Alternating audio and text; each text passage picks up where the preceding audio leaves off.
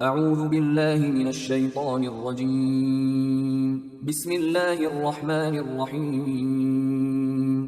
سورہ توبہ آیات نمبر 30 تا 36 میں اہل کتاب کے علماء اور راہبوں کا گمراہ کن کردار، مال جمع کرنے اور اللہ کی راہ میں خرچ نہ کرنے پر سخت وعید، مسلمانوں کو بغیر کسی لحاظ کے تمام مشرکین سے جہاد کرنے کا حکم، جنگ میں حرمت والے مہینوں کا احترام کرنے کی تاکید جو ابراہیم علیہ السلام کی یادگار ہیں اور روز اول سے اللہ کے مقرر کیے ہوئے ہیں۔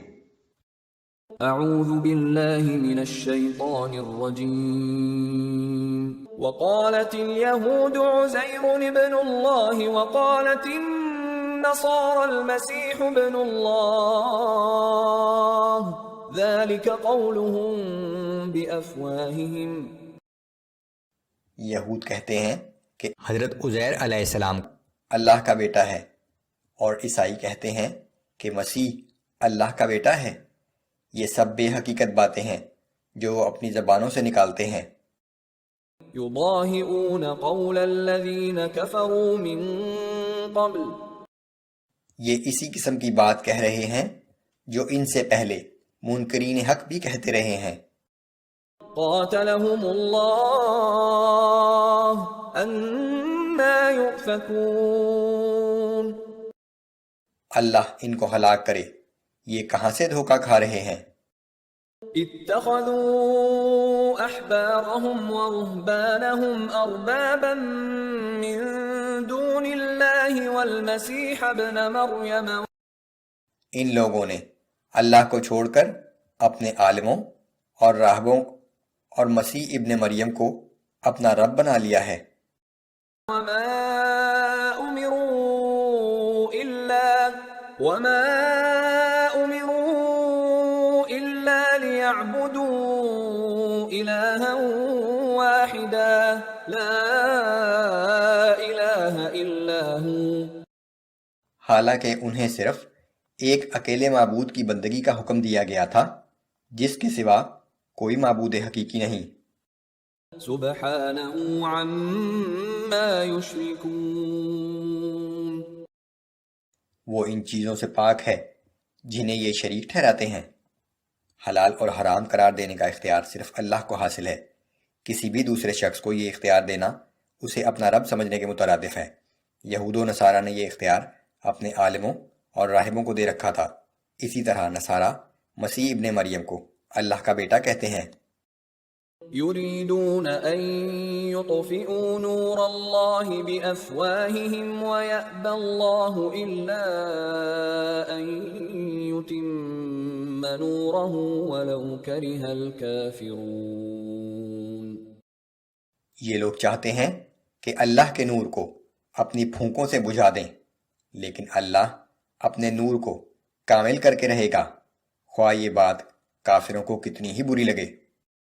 هو الذي أرسل رسوله بالهدى ودين الحق ليظهره على الدين كله ولو كره المشركون۔ اللہ کی ذات وہ ہے جس نے اپنے رسول کو ہدایت اور سچا دین دے کر بھیجا تاکہ اس دین حق کو تمام ادیان پر غالب کر دے، خواہ یہ بات مشرکوں کو کتنی ہی ناگوار محسوس ہو۔ یا ایہا الذین آمنوا ان کثیرا من الاحبار والرہبان ليأكلون أموال الناس بالباطل ويصدون عن سبيل الله۔ اے ایمان والو، بے شک یہودیوں کے اکثر علماء اور راہب لوگوں کے مال ناجائز طریقوں سے کھاتے ہیں اور انہیں اللہ کے راستے سے روکتے ہیں۔ والذین یکنزون الذهب والفضة ولا ينفقونها في سبيل الله فبشرهم بعذاب أليم۔ جو لوگ سونا اور چاندی جمع کر کے رکھتے ہیں اور اسے اللہ کی راہ میں خرچ نہیں کرتے، تو اے پیغمبر صلی اللہ علیہ وآلہ وسلم آپ انہیں دردناک عذاب کی خوشخبری سنا دیجیے۔ يوم يحمى عليها في نار جهنم فتكوى بها جباههم وجنوبهم وظهورهم، جس دن اس سونے اور چاندی کو جہنم کی آگ میں رکھ کر تپایا جائے گا، پھر اس تپتے ہوئے سونے چاندی سے ان کی پیشانیوں، پہلوؤں اور پیٹھوں کو داغا جائے گا۔ هذا ما كنزتم لأنفسكم فذوقوا ما كنتم تكنزون، اور کہا جائے گا کہ یہ وہی خزانہ ہے جو تم نے اپنے لیے جمع کر کے رکھا تھا، لہذا اب اپنی جمع کی ہوئی دولت کا مزہ چکھو۔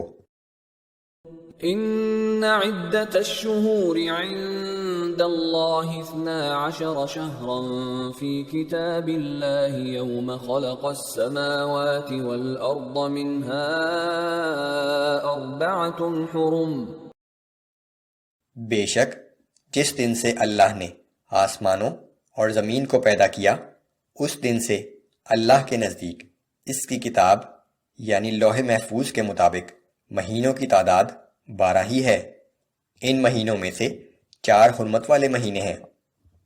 12 مہینے بالترتیب محرم، صفر، ربیع الاول، ربیع الثانی، جمادی الاول، جمادی الثانی، رجب، شعبان، رمضان، شوال، ذی القعدہ، ذی الحجہ ہیں، جبکہ ان میں محرم، رجب، ذی القعدہ اور ذی الحج حرمت والے مہینے ہیں جن میں قتال و جدال کی بالخصوص ممانعت ہے۔ ذلك الدين القيم فلا تظلموا فيهن أنفسكم وقاتلوا المشركين كافة كما يقاتلونكم كافة، یہی سیدھا اور مستحکم دین ہے، لہذا ان حرمت والے مہینوں میں ناحق قتال سے اپنے آپ پر ظلم نہ کرو، اور تمام مشرکین سے اسی طرح اکٹھے ہو کر جنگ کرو جس طرح وہ تم سے اکٹھے ہو کر لڑتے ہیں۔ وَاعْلَمُوا أَنَّ اللَّهَ مَعَ الْمُتَّقِينَ، اور یہ یاد رکھنا کہ اللہ پرہیزگار لوگوں کے ساتھ ہے۔